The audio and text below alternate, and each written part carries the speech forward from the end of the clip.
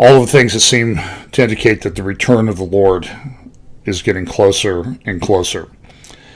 There are a lot of things that I haven't even talked about in recent weeks, such as things going on in the church that I think are very troubling and which are probably as indicative of where we are on God's timeline than anything else. But I want to address a few issues today. I'm going to look at some quick developments regarding Resolution 2334 that I talked a lot about yesterday. Then we're going to look at the situation in Europe, and then Syria and what is going on with the alignment of the nations in that regard, which I think is incredibly prophetically significant. Matthew 24, verse 6, "And ye shall hear of wars and rumors of wars. See that ye be not troubled, for all these things must come to pass, but the end is not yet. For nation shall rise against nation, and kingdom against kingdom, and there shall be famines and pestilences and earthquakes in divers places." With regard to Resolution 2334, there are a few updates. The Jerusalem Post today has 2 pages in its paper devoted to things going on with regard to the Israeli and world response with regard to Resolution 2334. There's also a front page article in the Jerusalem Post and a large article in the international section of the New York Times about how is Mr. Netanyahu going to respond to the adoption of Resolution 2334. The New York Times and other people on the left, including within the Israeli government structure or the leftist parties in Israel, think that Mr. Netanyahu will now have to make a choice as to whether he is going to go along with the international community or whether he's going to submit to the Jewish right. People believe that he'll submit to the Jewish right because he wants to keep the Jewish right in check and be able to maintain power without having to necessarily bring all the aspects of the Jewish right into his coalition government. One of the people on the Jewish right that is very pro-settlement is Naftali Bennett. Naftali Bennett has essentially come out and said the adoption of Resolution 2334 essentially means the end of Oslo and the end of the two-state solution, and now Israel can begin to apply Israeli law within all areas of Judea and Samaria, areas that are erroneously called the West Bank. Naftali Bennett says there's just no reason to continue the charade of not having Israel exercise law or exercise authority over all those areas.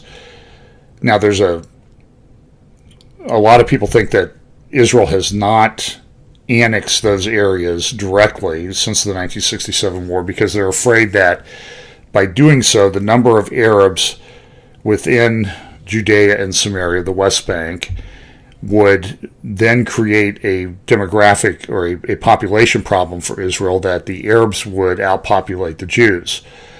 I don't think that that's true. The Arab birth rates have been collapsing in the areas of Judea and Samaria. Caroline Glick covered that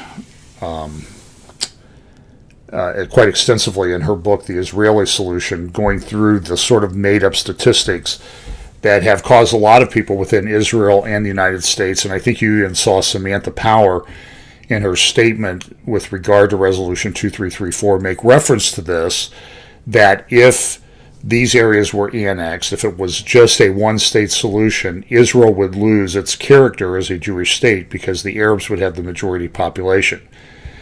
There are many, Caroline Glick and others, that believe that that is a myth, and that myth is being used to keep the two-state solution viable. Naftali Bennett would reject that as well. The quote from the New York Times today is, "Mr. Bennett did not seem deterred." In a statement to reporters on Sunday at the Western Wall in the Old City in East Jerusalem, notice how they say this, the Old City in East Jerusalem. The New York Times and people on the left have already adopted what the Resolution 2334 did, which said East Jerusalem, the Old City, including the Jewish Quarter, the Wailing Wall, the Temple Mount, the Old City of David, all of those areas are really to be Palestinian areas. They've already adopted that as sort of like this is going to be the conclusion. Mr. Bennett said, "It's time to decide between two alternatives, surrendering our land or sovereignty." He added that steps would be taken in the near future to try to apply Israeli law in Judea and Samaria, the biblical terms for the West Bank. Well, at least they got that part right. It's also interesting that one of the things that Mr. Netanyahu has called all of the ambassadors to appear, including the U.S. ambassador, Dan Shapiro. Mr. Shapiro has also made a request to the Israeli government. He's not going to be, after January 20th, he will not be the U.S. ambassador to Israel, but he wants to remain in Israel so that his daughter can finish school, just like Obama wants to remain in Washington so his daughters can finish school. Now, I think part of it, and I think Caroline Glick suggested this in a Facebook post today, that Obama wants to stay in Washington and Shapiro wants to stay in Jerusalem so they can cause trouble and keep tabs on things. And I am willing to be convinced that that's not the case, but you're going to have to bring forward pretty strong evidence that that's not the case. The Jerusalem Center for Public Affairs, that is an organization of which Dor Gold, former ambassador to the U.S., is the president, has a number of very good analytical articles. It's one of those sites that I would recommend that you check with some regularity to get, I think, a better perspective on things than you will get from mainstream media sources. Sites that I regularly check would include GatesstoneInstitute.org, the Jerusalem Center for Public Affairs, which deals with Israeli security, regional diplomacy, and international law. Very good analyses that you will find there, papers that are written from time to time, and videos. You'll see a couple of those today just to give you a flavor. An American think tank that I look at a lot is the Center for Security Policy, headed up by Frank Gaffney. He has a daily podcast called Secure Freedom Radio. If you just go and Google Secure Freedom Radio, you can find that. And he usually has a 4-segment show, brings in experts on security and foreign policy, usually 4 different ones each day, although sometimes he'll do sort of a deep dive with just one guest. And I highly recommend it as just to get a flavor for what's going on. He has great analysts come on, such as Diana West and Claire Lopez. And I think these are people that, and Claudia Rosette, people that I think have a lot to say. I think their analysis is pretty good and solid. Those would be 3 of the major ones that I check. I also check other center and center-left and left institutes, like I do check the Council on Foreign Relations. I check the Brookings Institute. But you have to filter all of these through the perspective that they're going to bring to a particular problem. But in any event, with regard to Resolution 2334, there's a good article by former Ambassador Alan Baker and also some related video called The Dangers of UN Security Council Resolution 2334. I'm just going to read a few quotes from this article. You can look it up at the JCPA website if you'd like. There are things that he is concerned about Resolution 2334 and the way that it's worded. He doesn't think that it's necessarily enforceable, but it certainly gives a reference point for how things are going to go in the future. It's not legally binding. It doesn't create any necessary legal rights, but it certainly is an indication of how the international community is going to look at things, including, at least for another 20-some days, the United States government. So here are some of Mr. Baker's concerns about the Resolution 2334. First of all, references in the 10th preambular paragraph, and you can go to any number of websites and find, just type in Resolution 2334 and you can find it. Reference in the 10th preambular paragraph, that's the introductory paragraphs, to the fact that, quote, the status quo is not sustainable, quote, and, quote, entrenching a one-state reality, unquote, are new. They're new phraseology used in resolutions of this type and they would appear to be inspired by or even direct quotes from statements by President Obama, Secretary of State Kerry, and Vice President Biden. And I think he's right. I think he's being very insightful here that the current U.S. administration was working behind the scenes to get in place a parting shot at Israel and Netanyahu that would make things difficult for the incoming Trump administration. So you can, and I know that most of you that listen to this would not be swayed by Mr. Obama's sort of this false bravado that he's put out that, oh, I'm just trying to help cooperate in the transition to the new administration. He's putting on that facade, but it's, as with most things with Mr. Obama, it's totally fake, and he has an agenda behind it, and he's going to further his agenda because he doesn't care really what happened in the election. Another concern, Mr. Baker also notes that much of the terminology repeats UN terminology and language used in previous Security Council and General Assembly resolutions, such as Palestinian territory occupied since 1967, including East Jerusalem, secure and recognized borders, violation under international law, etc. But there have been a couple of significant changes from prior phrases used in resolutions of these types. I just gave you two of them. The status quo is not sustainable, and we are entrenching a one-state solution. This is, again, I believe, showing the Obama administration working in the background to put in place what they want to have happen.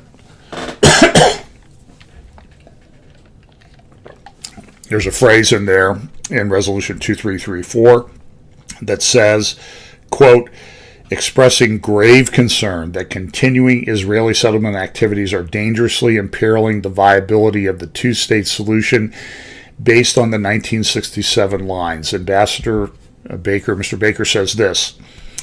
Similarly, expressions not previously included in major Security Council resolutions regarding the peace process, such as, quote, a two-state solution based on the 1967 lines, unquote, as well as the references to, quote, the Arab Peace Initiative, unquote, and, quote, the principle of land for peace, comma, as additional bases for peace, clearly are intended to instill concepts that have never been agreed upon elements in the negotiating process. The framework for negotiations between Israel and the Palestinians has, since 1993, been language within the Oslo Peace Accord that a lot of these things are reserved for final status talks and negotiations.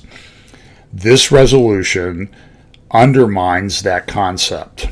I think this is a very insightful article. He also says this, Mr. Baker.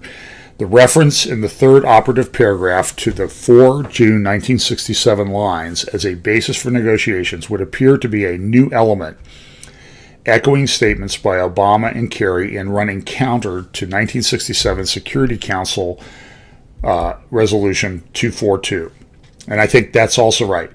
He then summarizes his objections. He clearly says that this is an attempt. These are attempts to modify Resolution 242 and get away from some of the language there and essentially force something on the Jewish state of Israel.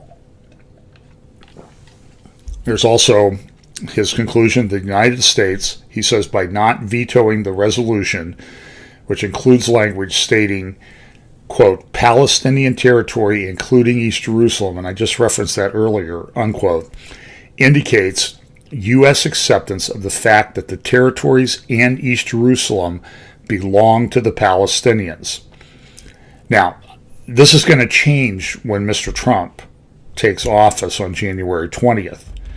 But what Obama is doing, and one of the articles in the Jerusalem Post said that there was tremendous fear within the government of Israel and Mr. Netanyahu as to what Obama is going to do in the next 20-some days in this regard.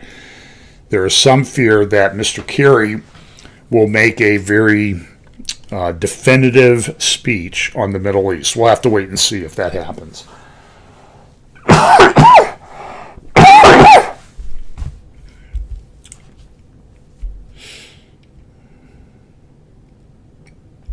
Well, I want to now talk a little bit, or a lot, about just what's going on with the alignment of nations in the world and things going on in the world. And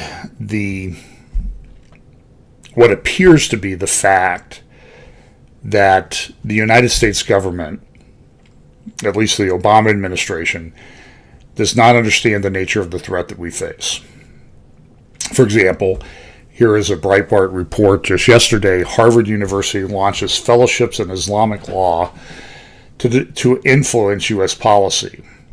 And you will see a push from these academic institutions, funded in large part by the Saudis and others in the Sunni Arab world, to change the narrative, to shape the understanding of Sharia law.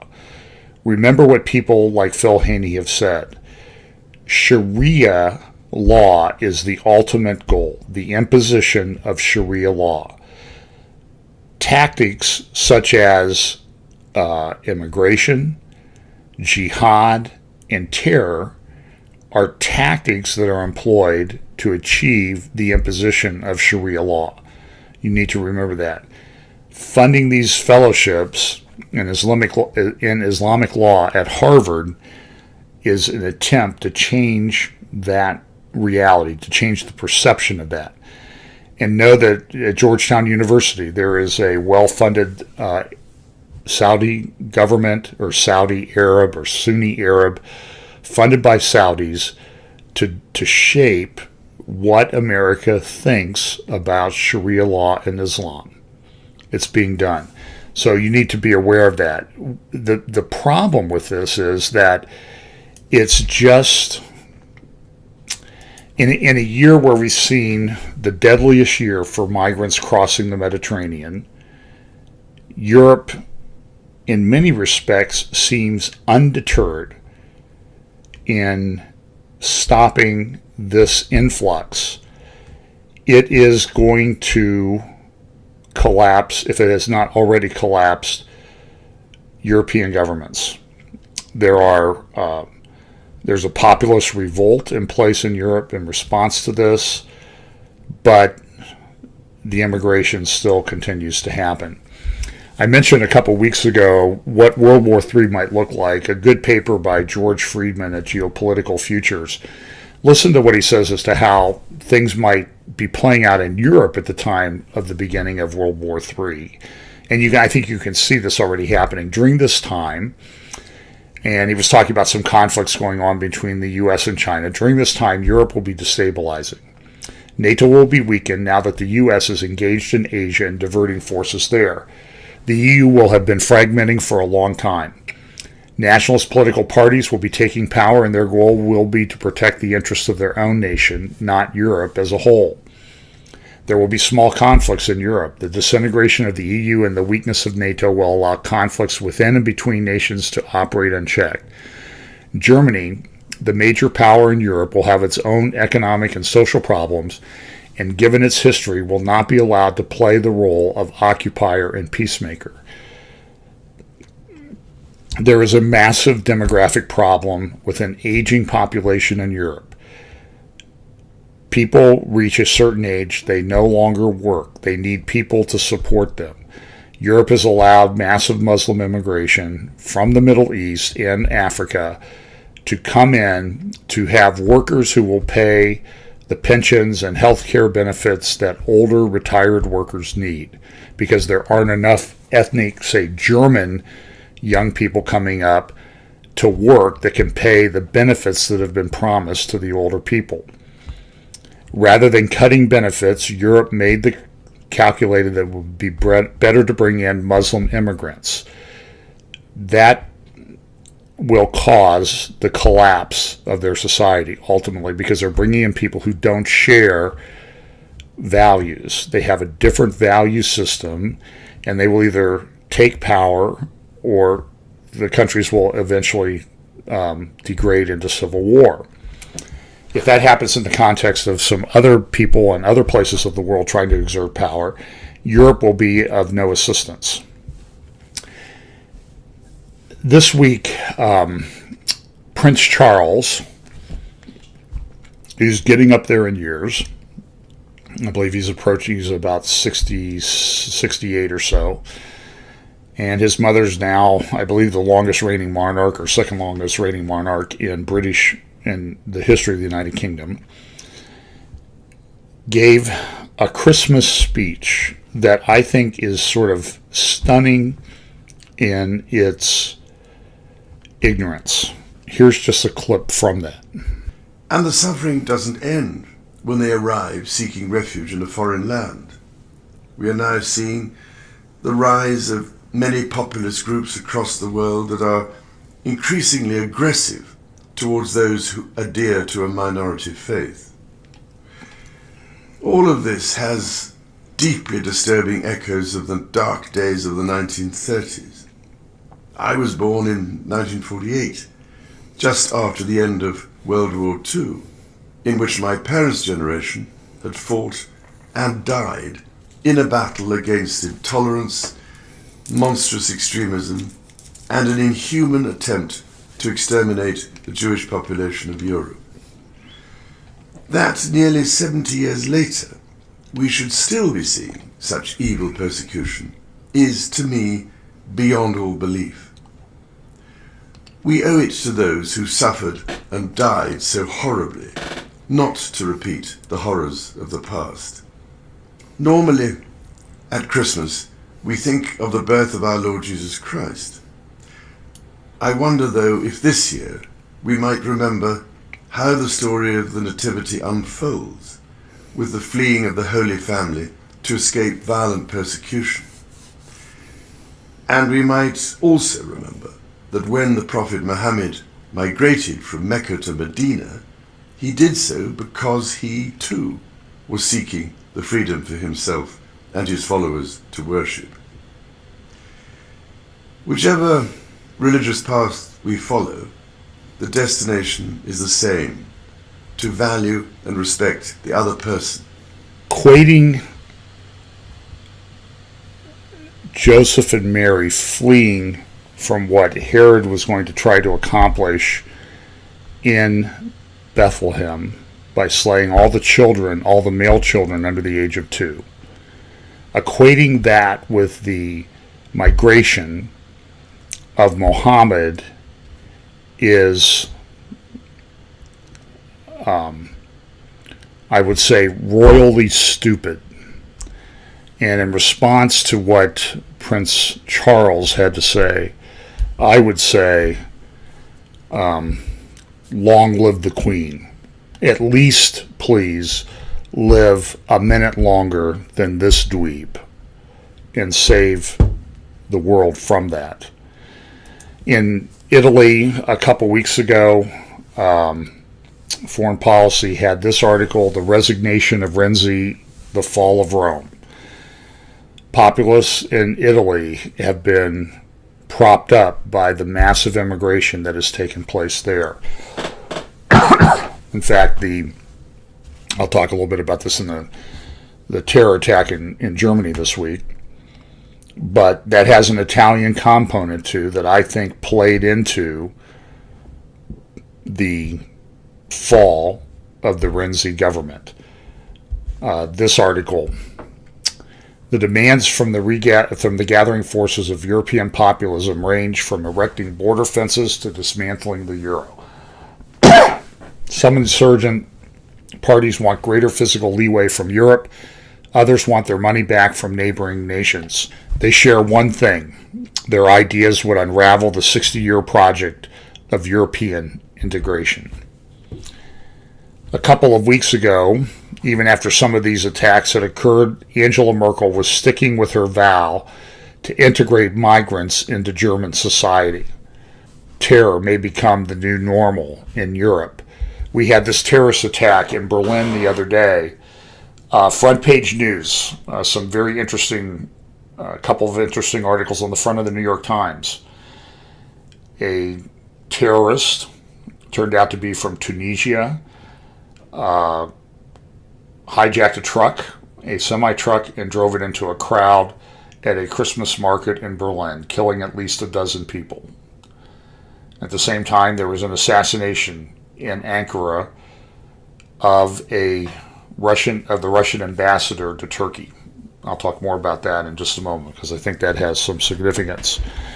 Merkel's response to that was that, well, we may have to rethink things. There was tremendous backlash against her.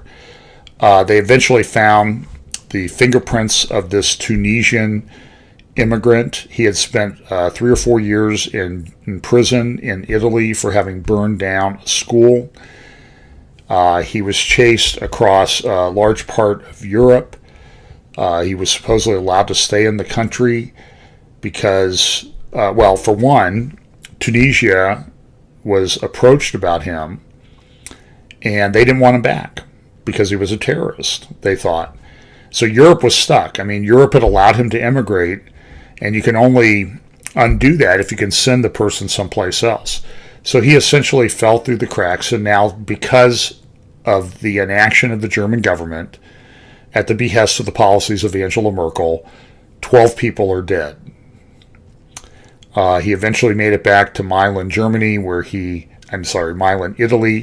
where he was killed in a gun battle with police.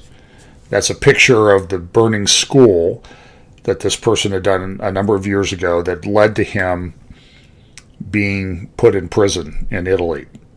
He got out of prison, got multiple identities, and he was able to very cleverly game the system. And now 12 people are dead. And I believe the blood of those people belongs on the hands of Angela Merkel. And how he was able to, there's a good map in the Daily Mail from the other day sort of tracing his history as he migrated first to Sicily, then to Italy, and eventually served time in prison, then went to Germany, and then was able to get, after there was this massive manhunt for who had done the truck attack in Berlin, they were looking for him, and he was still able to get 600 miles across Europe because he knew what to do. And now Angela Merkel has said that she will consider a migrant policy change. I think this will eventually, it should collapse her government. It should lead to her being voted out of office at the next election. It is stunning that she is able to have remained in office. Europe is filled with no-go zones because of Islamic Muslim migration. In France, in Sweden, in Germany, there are places that the police simply will not go because it is not safe for them. Those areas effectively already have Sharia law enacted. You need to just read the Gatestone Institute, which covers this in some detail weekly. There are articles about what is going on in Europe, and you should read those. Now, I want to turn to the Middle East and just a little bit about this campaign to retake Mosul. This campaign started a number of months ago with great optimism that they were going to drive out ISIS. They only had 3,000 or 4,000 fighters left in Mosul, and we should be able to make pretty quick work of them. The battle to retake Mosul is frankly not going that well. It's stalemated. This is a good article in Foreign Policy. There's also another good website to check if you want to find out about how these conflicts are going, particularly in Syria and Iraq, is a website called understandingwar.org, the Institute for the Study of War's website, understandingwar.org.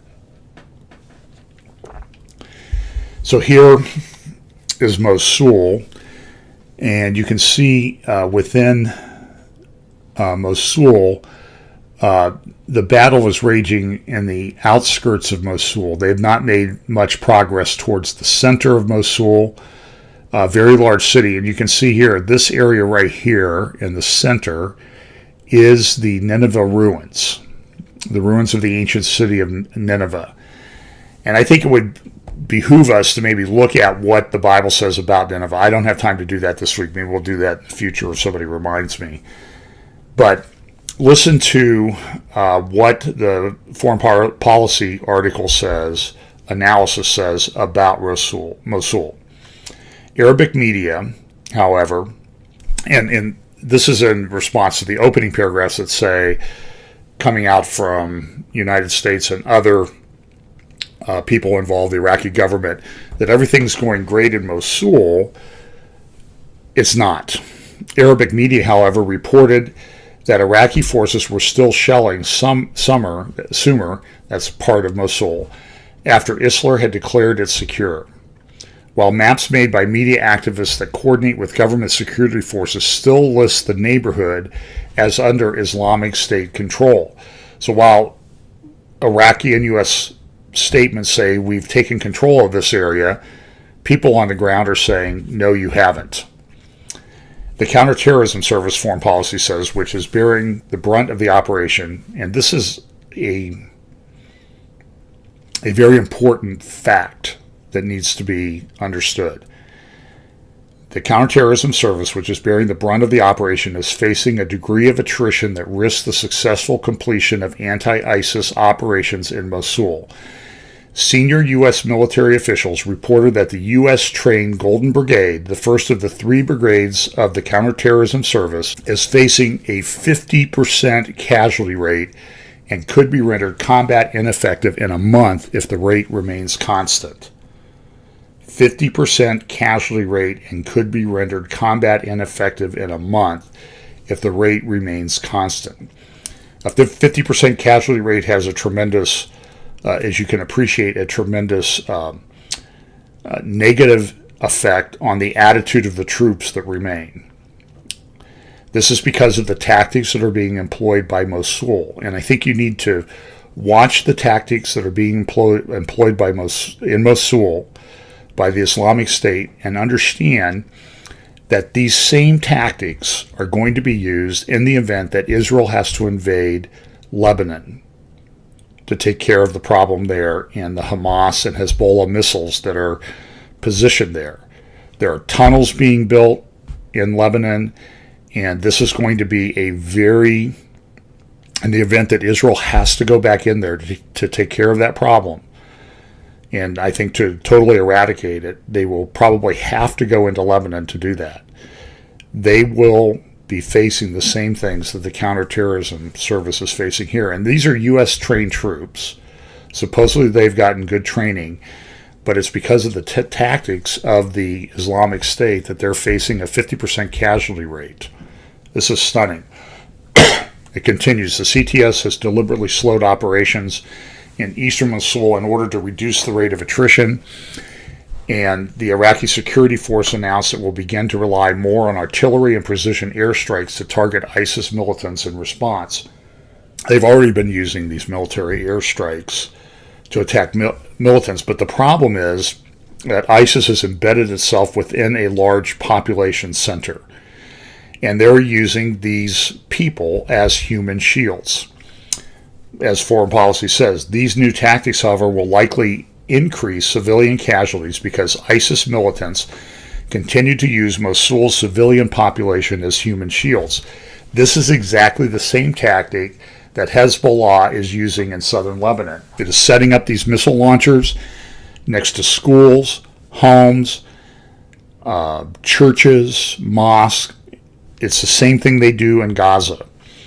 And this is a tactic that people need to know, that the Israeli Defense Force is going to have to deal with this. And I'm sure they're as capable as anybody else, but it is still it causes a high casualty impact in forces that even well-trained forces have problems dealing with this tactic.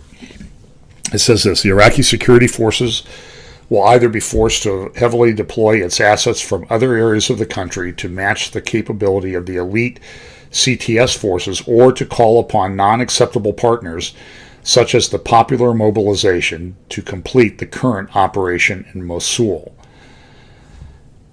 So anybody who thinks that it's going to be an easy task to go into Mosul, to go into Raqqa, or other areas under the control of the Islamic State is very naive.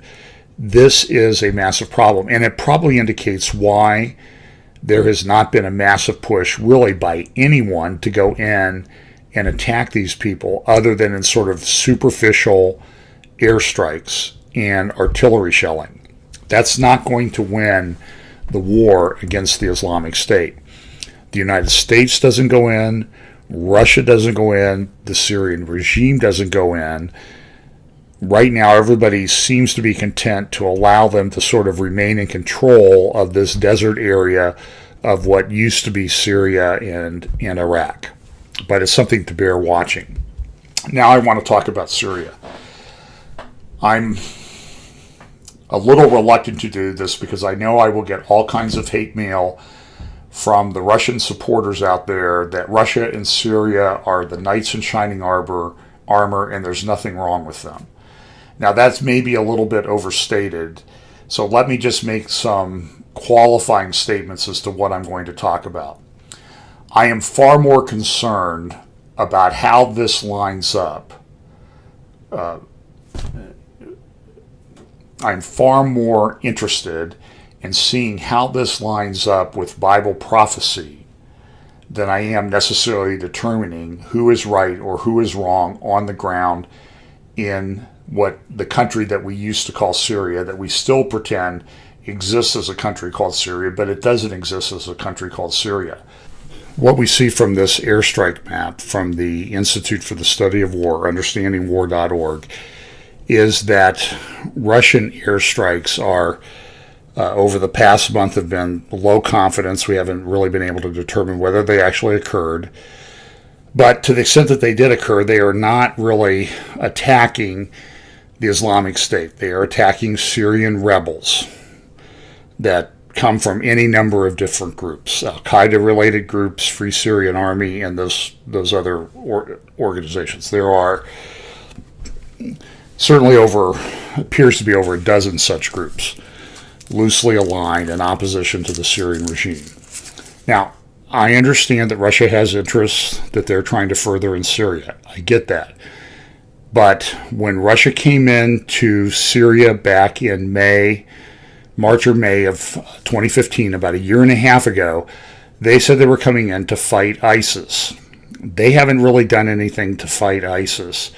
So it's clear that they're doing something to further their interest in Syria. And I'm going to talk about that in just a moment, because what's happened in Syria has been a complete demographic change in the composition of Syria. I have some things to show you that. So we know that over the past few weeks, Aleppo has fallen. There's been a lot of disinformation coming out from all sides in connection with the fall of Aleppo.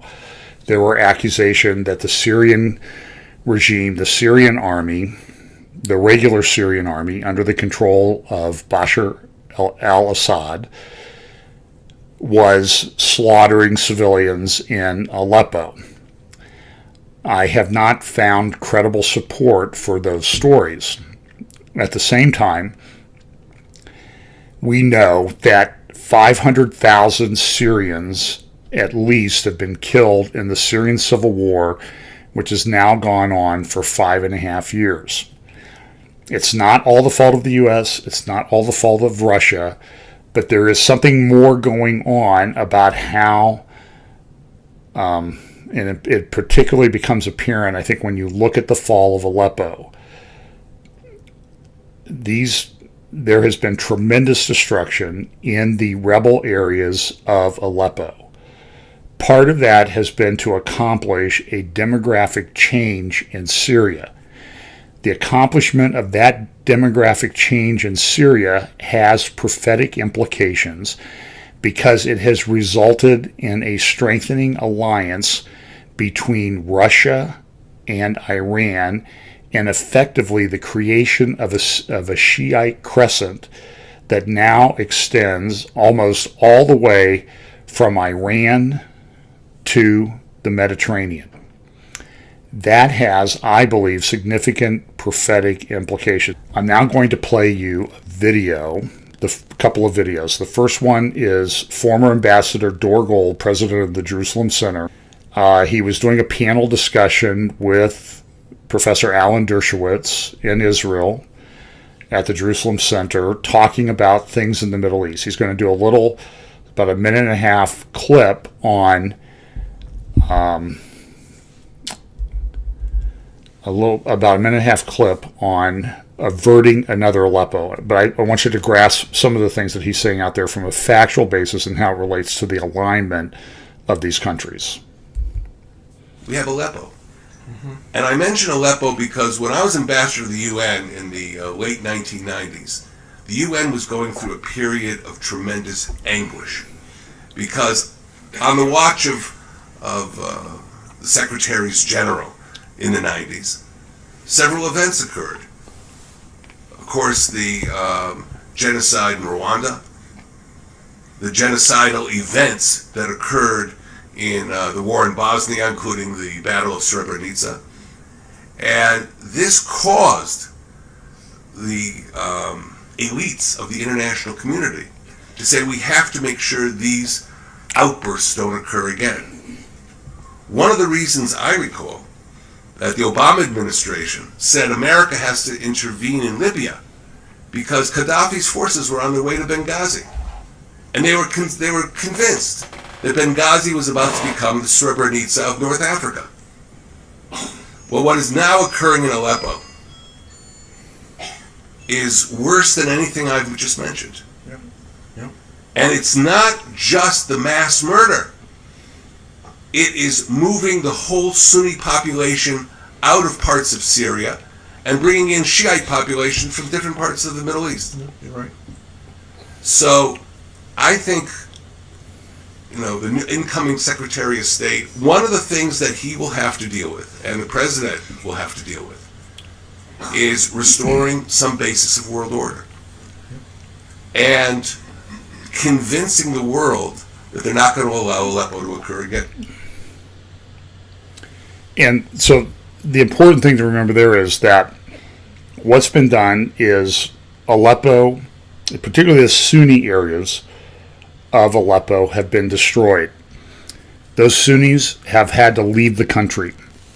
They have migrated to neighboring countries such as Turkey and Jordan, but also hundreds of thousands, over millions of them, have also immigrated to Europe. And so there has been this massive demographic shift within Syria to get rid of the Sunni Arab population. The Russians have participated in that in causing that demographic shift. It is part of their interest. I'll talk more about that in just a minute. And so, but what it's done is, as they get rid of the Sunnis, the Shiites come in to repopulate the area, and we have a further cementing of the relationship between Russia and Iran. Now, here's another video from a retired general at the Jerusalem Center talking a little bit about Aleppo. I'm not going to play the whole thing. You can go to the website and look at the whole video. What is the importance of the attack on Aleppo? By taking over Aleppo, the regime, the Syrian regime, well, actually it's not the Syrian regime, it's the Iran with Hezbollah and the Russian support, managed to carry out some sort of game changer in what seems to be a never-ending war in Syria. What is the importance of Aleppo to Syria? Well, Aleppo is the northernmost city in the ring of cities that make the heart of Syria, which is from Aleppo in the north through Homs and Hama up to Damascus in the south, of course with Tartus and Latakia along the coast. This is the heart of Syria.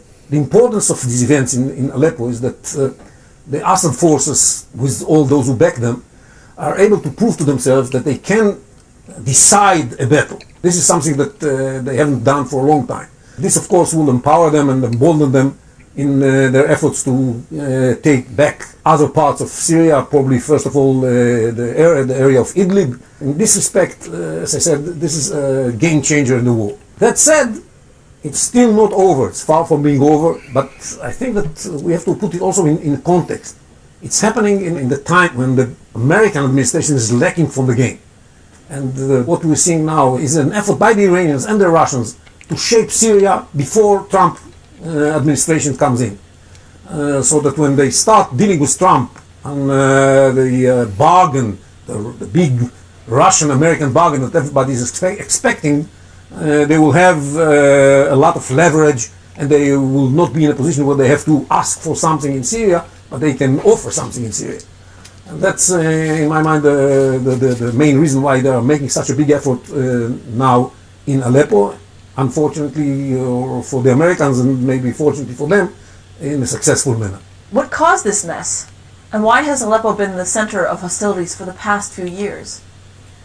Aleppo has been the center of atrocities for the last couple of years because of its importance, and because it's a city that you have a variety of groups living there, but mainly Sunnis. And there was a feeling that those who will control Aleppo will be able to have an impact on the way the entire war, the civil war in Syria, develops. And that's why everybody was interested in having an impact on what's going on in Aleppo. We have to remember in this respect that Aleppo is also relatively close to the Turkish border, and all the logistics for the rebels were coming from the border, and that's why the rebels were able to hold their positions over there for such a long time. That was made this battle about Aleppo so critical for the war in Syria. Having said that, in the first year of the war, Aleppo was outside of the war. And the war was being fought mainly in rural areas and in the area of Idlib and in the area of Dara in the south. So the fall of Aleppo by itself doesn't mean immediately that this is the end of the war. There's still some war to be fought. There are vast areas of Syria who are not controlled by the government. We saw ISIS taking over Palmyra while this battle in Aleppo was being waged. So it's still too early to say that this is the end of the war. But it's definitely a sign that an end may take place soon. Who are the combatants on each side? Oh, of course, the combatants from the Syrian regime side is not necessarily the Syrian regime. Most of the forces there are supporters that were brought by Iran, especially Hezbollah, a considerable force of Hezbollah, and some other groups of Shiites and Iranians that were arranged by the Iranians to fight there, with the support of the Russians. On the other side, what we have is a mixture of many small factions of the Syrian rebels. Some of them are more extreme, like Al-Qaeda affiliates in Syria. Some of them are a little bit less extreme, groups that are affiliated with Muslim Brotherhood, groups that are affiliated with Saudi Arabia and Qatar. That's a mess of groups that operate there. They used to have some sort of joint operation room that coordinated between those groups, but it wasn't effective enough. And since the supporters of Assad were able to close most of the routes that lead to Aleppo from Turkey, the ability of the rebels to hold their positions came to the point where they had to give up on more and more land and more territory. And that's the story of Aleppo these days. What happened this week? Step by step, more and more neighborhoods of eastern Aleppo fell into the hands of the Assad regime. And what we see, it's really terrible massacres of innocent people. This has characterized the activity of the regime and its supporters throughout the war. And you see it even more so in these last few days in Aleppo, those areas taken over by the regime. How will this end? How will it end? Nobody knows. But I think definitely this is a major success for the regime and a major setback for the opposition. So I guess the opposition will be now more ready to accept all kinds of arrangements that actually leave Assad in power and can be seen as a success for Assad. It's still not over, but the direction right now seems to be quite clear. Looking at the larger picture, who are the winners and losers in the Battle of Aleppo? Regionally, this means major success for Iran in their effort to become the hegemon power in the Middle East. And this is, of course, coming on the expense of Qatar and Saudi Arabia. And it is a major success for Russia.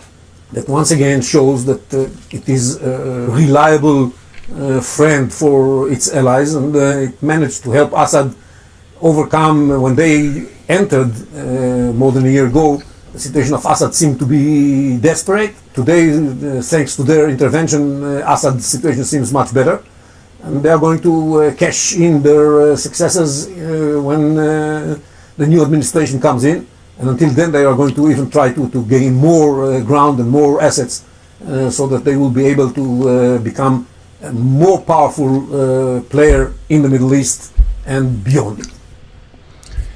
And so I think that analysis is pretty much spot on and correct. Russia has gained tremendously by this. They have air bases now in Syria. They have a warm water port along the Mediterranean, and they can use that to project power throughout the Middle East at the expense of the United States. So we'll have to see how this all plays out. But the important thing to take away from that is the cementing of the relationship and alliance between Russia and Iran. Now, Russia and Iran have historically been at odds with each other, and Russia is using Iran as sort of they're using their bases in port in Syria as a basis to kind of keep Iran in check, because Iran is a rising power. They have a lot of money. I think they're back developing their nuclear weapons. They'll violate that agreement, and they will But Ezekiel chapter 38 tells us about this northern alliance of nations from the north, or a nation from the north, and Persia. And the only thing that I can see happening in Aleppo this week is that alliance has gotten even stronger. That's the prophetic takeaway. I'm not judging whether Russia has the white hats or these white hats.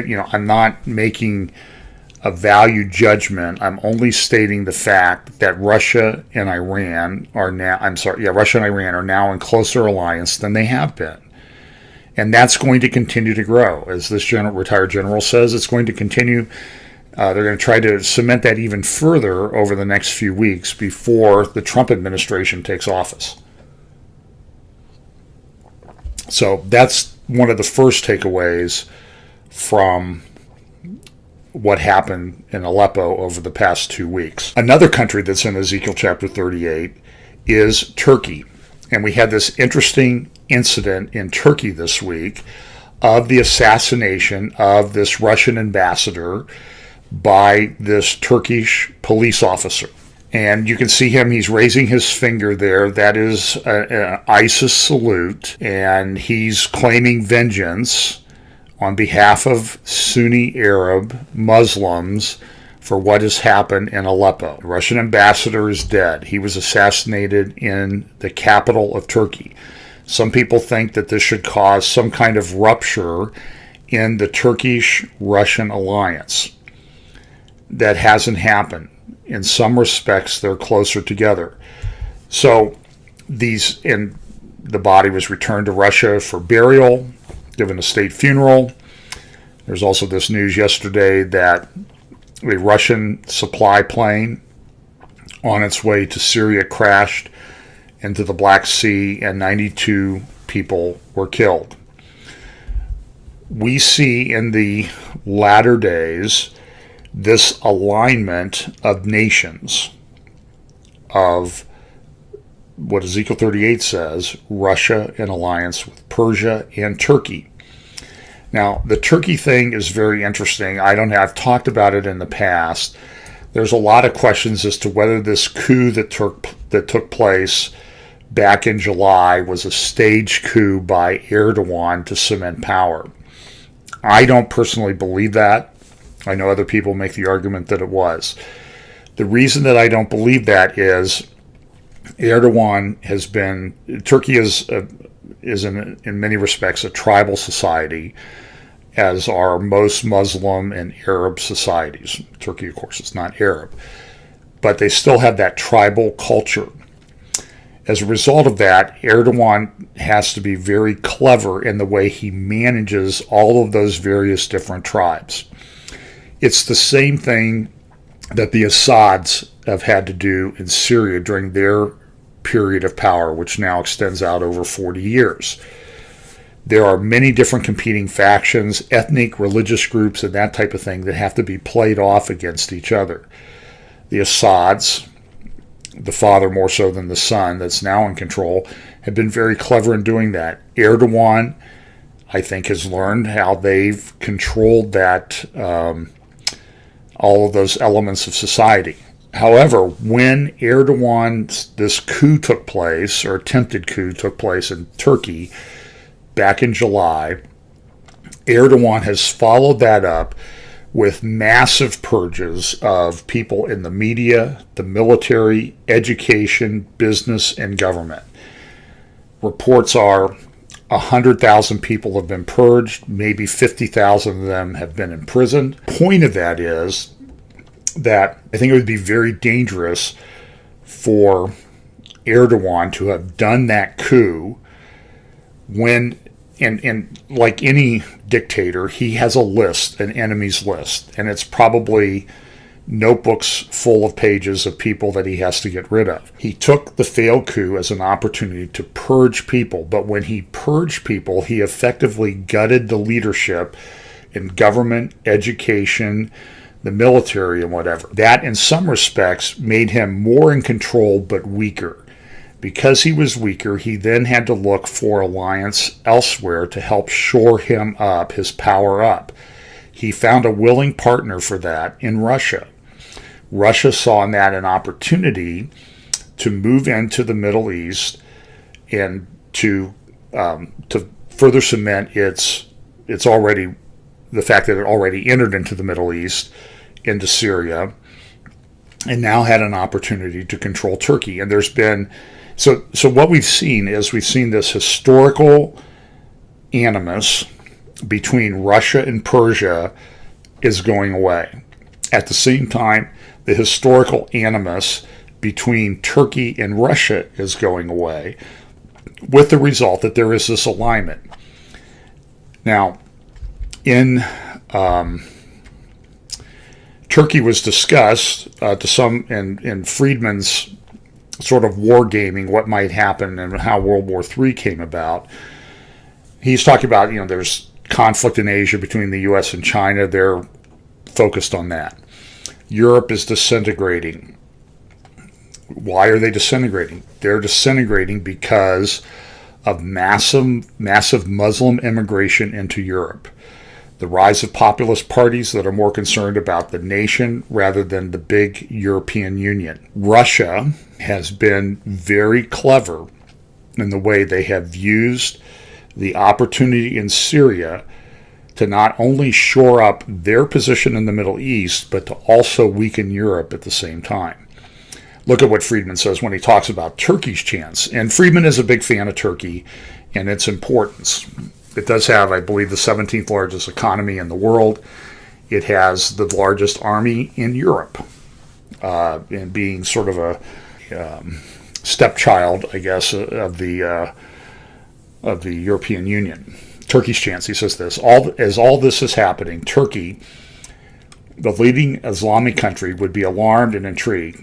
If the Russians were to win the war, Turkey's position would be weakened and it might be forced to submit to Russia. Now, it's already been forced in some respects to do that by this coup and the purge that followed. But with Russia absorbed in Europe and the U.S. fighting a global war on two fronts, Turkey would see intriguing possibilities, could exert its influence in the Arab world, controlling its oil, or it could gain a foothold in Europe and the Balkans.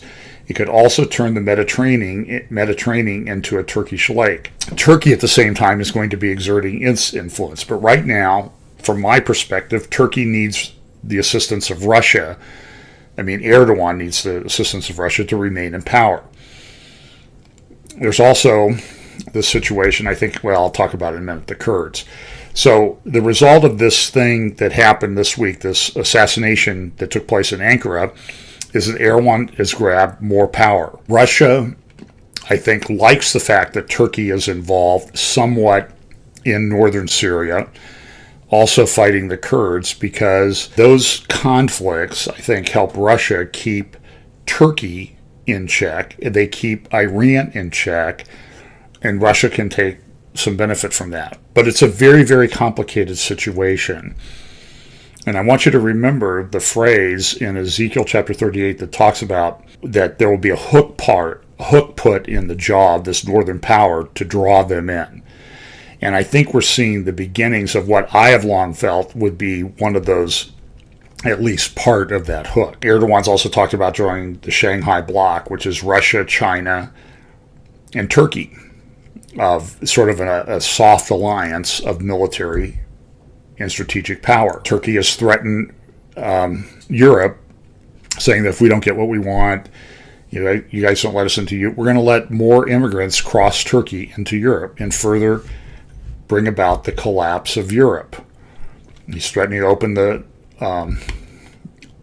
immigration channel, and Turkey is the transit point for the Middle Eastern refugees to this purple area, which is the Schengen zone in Europe. And this has been going on the last few years, this massive mostly Sunni Muslim migration from the Middle East through Turkey into Europe. It is destabilizing Europe. That is a good thing for a lot of people. It's good for the Iranians, it's good for the Turks, it's good for the Russians. It's sort of a way of waging war without actually having military on the ground and expending valuable military asset. This is from back in November.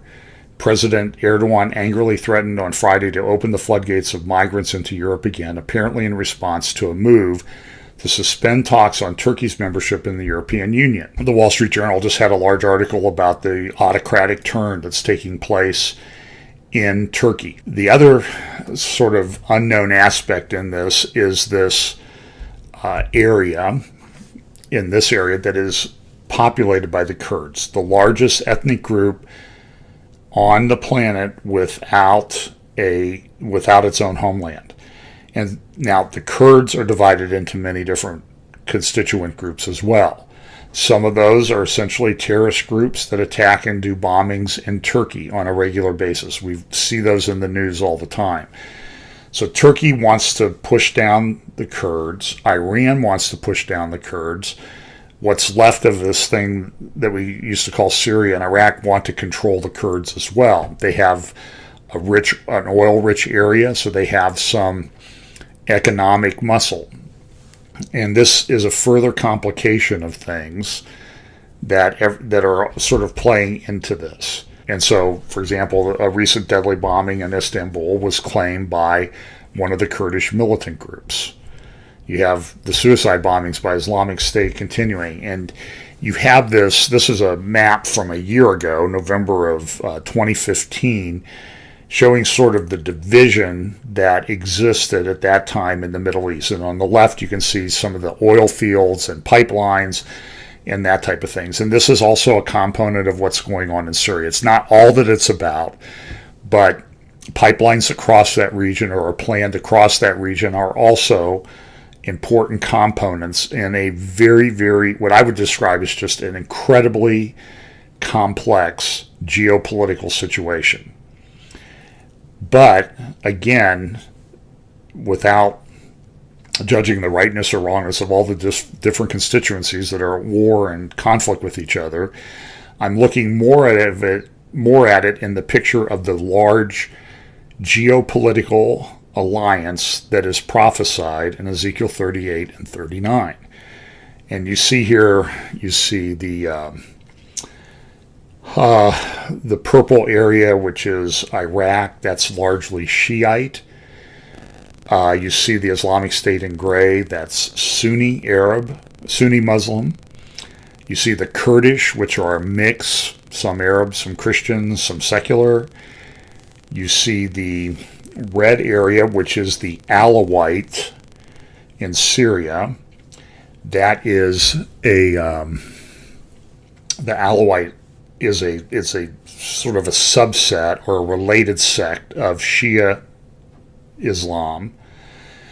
And then, of course, you had the green rebel areas, which was, you see that along the Golan. You see that somewhat around Damascus, and you also see that in the area around Aleppo. What Syria government and Russia have done with the assistance of Iran is to try to shrink that Sunni area down to where there is a Shia crescent, a purple and red crescent, all the way across from Iran all the way across to the Mediterranean. And that's part of what's going on in Aleppo. And in some respects, they've been very effective. The added benefit to causing all of this Muslim migration is that it is destabilizing countries in the northern part of the Mediterranean and Europe. And that gives Russia some freedom to do what it wants elsewhere as well. And the United States has contributed to this in great part. Some say the United States created funds and is the only thing that's keeping ISIS afloat. I don't agree with that. I agree that at a minimum, the United States, by going into Iraq, by breaking Iraq and then leaving, they created this enormous vacuum in the Sunni Muslim areas of Iraq that has now been filled by ISIS. Sunni groups have aligned together. They have formed alliances not only with Al-Qaeda, but also with ISIS. The fear of a lot of people who watch this is that as certain areas fall, such as Mosul, that what will fill the vacuum in Mosul from the defeat of ISIS will be Shia groups that will be even more brutal than the ISIS group that has been defeated. And I suspect that that will be true. These areas were where the Assyrians historically came from. They were some of the most brutal, vicious people in the history of the planet Earth. I don't think things have changed that much. So this map from a year ago, November of 2015, has changed extensively in the last year. So this is, again, I think the prophetic alignment of Russia, Iran, and Turkey. Now, there are some consequences to Russia. They have actually joined together. They left, or after this Russian ambassador was assassinated, they have announced that they are going to have future talks on the future. They're going to have talks on the future of Syria in Astana, Kazakhstan. Now, Kazakhstan is this rather large country here.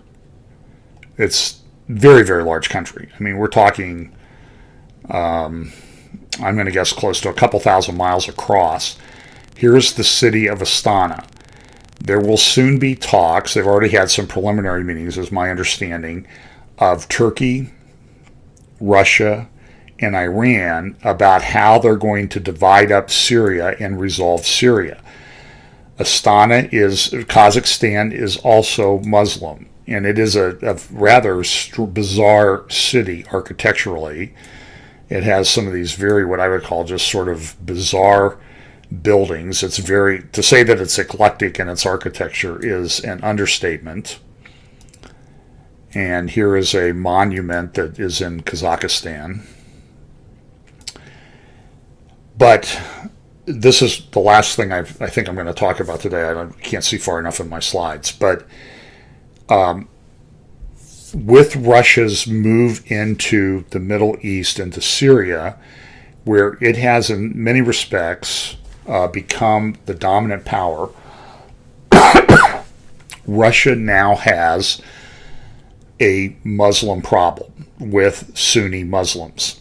Now, this is a long-standing issue with Russia. This is from Foreign Policy a year ago, Putin's Muslim Nightmare. It says here, the intro part says, the Russian president's intervention in Syria, and this is about 6 months after he intervened in Syria, is driven by fear of Islamic extremism among his country's own Muslim minority. But rather than squelching the threat, it's poised to make it worse. And this article goes into some detail, talking about he's taking a gamble by going into Syria. A closer look at Putin's gamble shows that his 7 may in fact end up as Snake Eyes, a losing gamble that fails for reasons uniquely Russian. relating to the often ignored but crucial fact that more than 20 million of Russia's 144 million people are Sunni Muslims who naturally sympathize with the Sunni Muslims currently being bombed and killed by Russians in Syria. Now, this was a year ago, an article a year ago. Any Russian calculation in Syria could therefore severely undermine Putin's political power base at home. So at the same time, while he's sort of rising to power in the Middle East, he's also, by doing that, there's also a reaction among the Sunni Muslims that he has been driving out of Syria. Now, he wants them to get to Europe because he doesn't want them stopping in southern Russia, where he already has a Sunni Muslim problem. But listen to this, and it doesn't stop there. Not only has Putin ordered the bombing of Sunni rebels in Syria, he has also created a new Russian-led coalition of Shiite powers, Iran, Iraq, and Syria, capable of sharing intelligence and striking as one against its Sunni enemies. In this way, whether intended or not, he has opened a de facto war against Sunni Arabs who are led by Saudi Arabia and aligned with the United States. So it's essentially, in some respects, it's a proxy war between the United States and Russia. But again, the whole thing is very complex. For Putin, though, this poses an existential challenge from which there is no escape, a dilemma rooted in Russian demography and history. Most of Russia's Sunni Muslims live in the Northern Caucasus, historically the scene of anti-Russian Islamist upheavals. Clerics there deliver sermons considered sympathetic to the goals of the Islamic State, and as many as 2,400 young Muslims across Russia have answered the call, a development that sends chills up and down Putin's spine.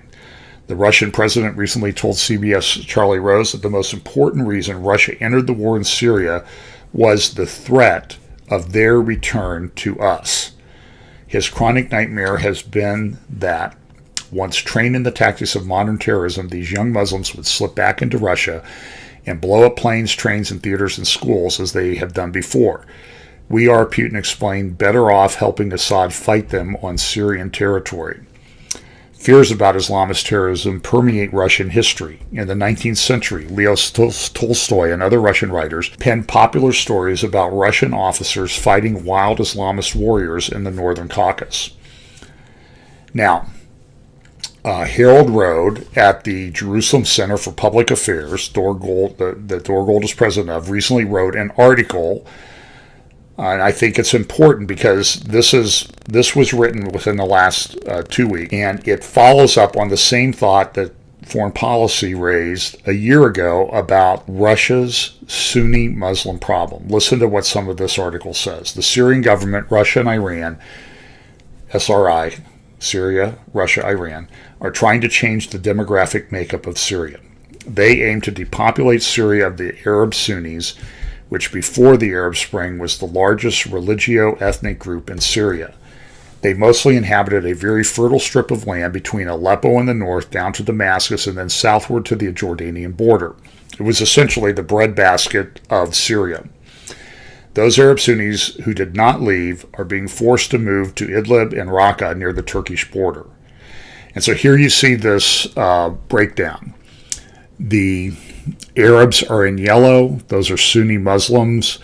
The Alawites are sort of the dark red that you see. Here's a little bit better picture. So this yellow area, these are all Sunni Muslims. And you can see this is the area of the Islamic State, which is Sunni Muslim. You see the Kurds up here in green. You see these are Armenians and others. Of course, you see Israel here, Jordan, and the area called Judea and Samaria, West Bank, are largely Sunni Muslim. This is the Alawite region here. Lebanon, this is a map from a couple years ago from the Columbia Middle East 2000 project, I think it's called. I don't remember the exact name of it. But there's a whole series of maps that they have on ethnic and religious and other breakdowns of the Middle East. If you just type in Columbia 2000 maps, you'll get way more maps than you'll ever want to see. This is one of them. So this map, you see, it was created in 2006, updated in 2015. it needs to be updated now because of things have changed. Because this area of Sunni Muslims have effectively been forced out. They've gone here and they've migrated across Turkey into Europe and effectively destabilized Europe. So this is, but what I want you to take away from this map is this area of Syria and Lebanon is an incredibly complex mix of different ethnic and religious groups that all have very long memories about how they were wronged in the past. So the article of Harold Road continues. Examining Syria, Russia, Iran's military campaign and its policy towards the refugees they have created suggests this SRI strategy. The groups and places which the Russians have been attacking are the traditional strongholds of the Sunni Arab population, as of late Aleppo, the largest city in Syria. When the Arab Spring took hold in Syria, it was the Arab Sunnis, first and foremost, who revolted against the Alawite regime. They were aided in their efforts by fellow Sunnis in Turkey, Saudi Arabia, and other Sunni powers which provided arms and funding. From the perspective of the Alawites and other non-Sunni Arabs, the Sunni revolt constituted a clear and present danger to the non-Sunni regime. And Assad's going to try to protect his regime. That's what you would expect. The Iranians, Russians, and Syrian governments joined together to fight against the Sunni fundamentalists because all three see themselves in an existential battle against the radical Sunnis. They joined together to rectify this problem by ridding Syria of its Sunni Arabs and thereby change the demographic makeup of Syria forever. They are forcing the Arab Sunnis to leave the country through bombing, terror, and other methods. It is therefore not surprising that the overwhelming number of Syrian refugees are Arab Sunnis from the Damascus-Aleppo corridor, which has been the traditional heartland of the Arab Sunni community. Indeed, the majority of migrants currently living in refugee camps in Jordan and Turkey are largely Arab Sunni, as are the refugees who made it to Europe. Ditto Russia. The Russians, too, have an existential problem with the Sunnis, as about 98% of the former Soviet Muslims are Sunni. Today, Moscow's Muslim population is estimated at over 1/4 and higher, including legal residents and illegal workers, according to some analysts. Almost all, except most Moscow resident Azeris, are Sunni. Russia has a Muslim problem. Keep that in mind. Russia, too, feels an existential threat from these Sunnis like their Iranian and Syrian Alawite allies. Therefore, the Russian government has undertaken a program with some success to entice Russian Sunnis to convert to Shiism. After dislocating Syria's Arab Sunnis, the Russians, Iranians, and Syrian government moved on to phase 2, repopulating this now relatively empty Arab Sunni areas with Shiites, mostly from Iraq. As long as the present Shiite fundamentalist government remains in power in Iran, did I say Iraq? Yeah, from Iraq. Remains in power in Iran, what is happening in Syria is an existential threat to the Arab Sunni regimes, Israel, and others. Let me repeat that. As long as the present Shiite fundamentalist government remains in power in Iran, and I would suggest to you, as it increases in its scope of influence and power with Russia in Syria, in alliance with Turkey, because Turkey needs that alliance to protect its own government,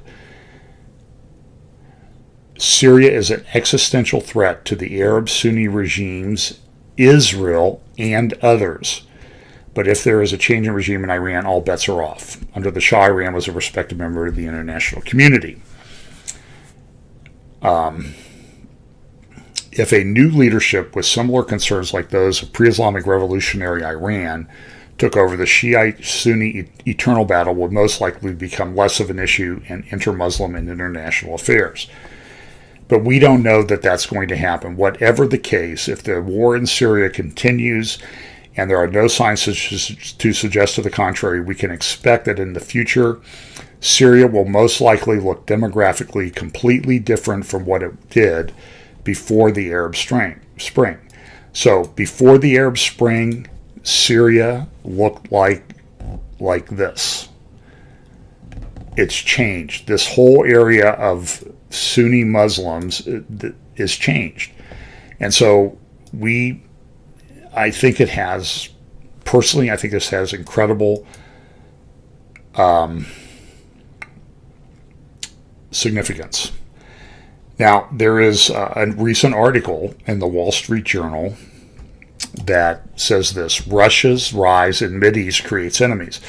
Moscow has taken the place U.S. long occupied in the minds of many Middle Eastern and alien imperialist power, seen as waging war on Muslims and Islam.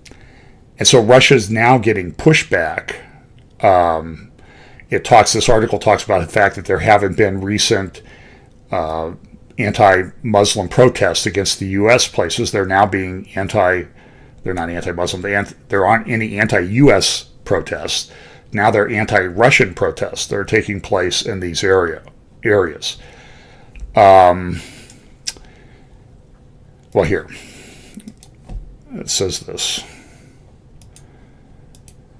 That rise has turned Moscow into the region's indispensable power broker in Europe. Too, the migrant wave unleashed by the Syrian war strengthened Moscow's sway, fueling populist parties friendly to President Vladimir Putin. So, Syrian immigrants, Arab Muslim Syrian immigrants come in, populist parties rise, they're sympathetic to Putin.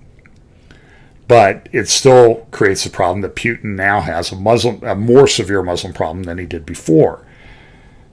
So he's looking for alliances to do that, and he has to turn to Shia Islam and essentially in Iran.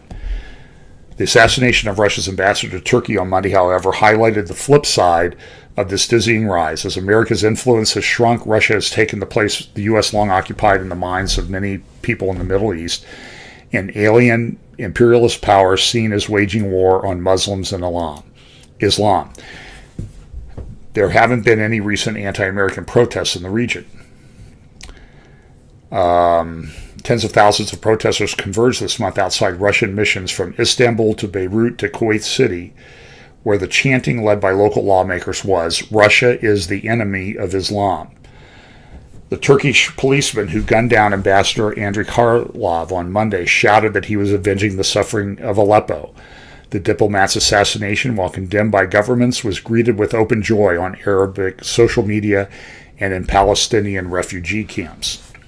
Russia is certainly being perceived as the new bully in the neighborhood. The way people react to its involvement in the decimation of one of the most revered Sunni cities in the Middle East, Aleppo, is reminiscent of how the U.S. was viewed after its occupation of Iraq. You will only need to follow how the killer of the Russian ambassador was glorified throughout the region to get an idea of how Russia is despised by the populace today.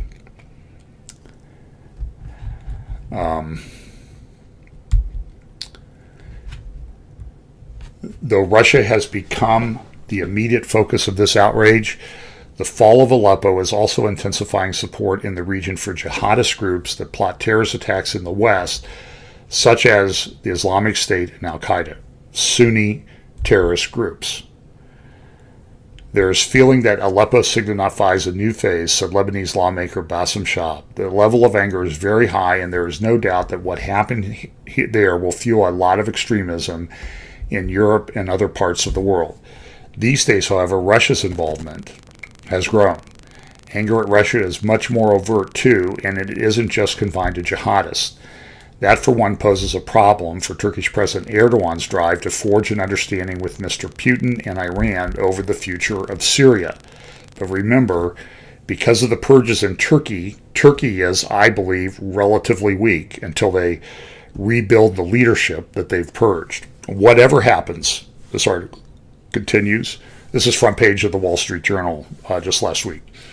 Whatever happens, regional leaders are well aware that Moscow has come to the Middle East to stay. They want to be reckoned with, to have enough clout so that nothing will take place in that region without their consent, the Secretary General of the Arab League said in an interview last week, and they are succeeding. So there will be an overspill from Syria. What I see happening is a strengthening of the alliance between what's left of the Syrian government, which is essentially Shia, an alliance with Shia Iran. That will increase the Shia influence in what remains of Iraq. And Turkey is also being involved, whether they like it or not. Now, let me just suggest this. For a long time, there's been a lot of speculation about what is the hook in the jaw that brings Russia down in to attack Israel in this Ezekiel 38 and 39 war. My personal belief has been for some time, and you can ask people, assuming they were paying attention, I was talking about this in the late 1990s because Russia has a Muslim problem. Russia had a Muslim problem at the time, and the breakup of the Soviet Union resulted in 5 what I call the Stan republics of the southern Soviet Union breaking off. They're oil rich, they're mineral rich, but they're mostly Muslim countries, some stronger than others. Kazakhstan, Turkmenistan, Uzbekistan, the Stan republics of Central Asia. I think those countries are also involved in this invasion of Israel in Ezekiel 38 and 39.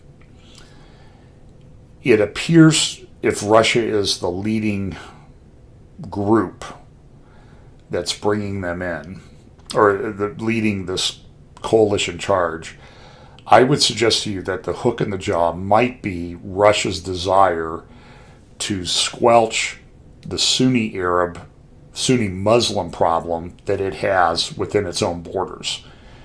There are reports that nearly 40% of the Russian military is Muslim at the present time. Russia has a massive problem. Russia is all about protecting Russian ethnicity and Russian Orthodox Church.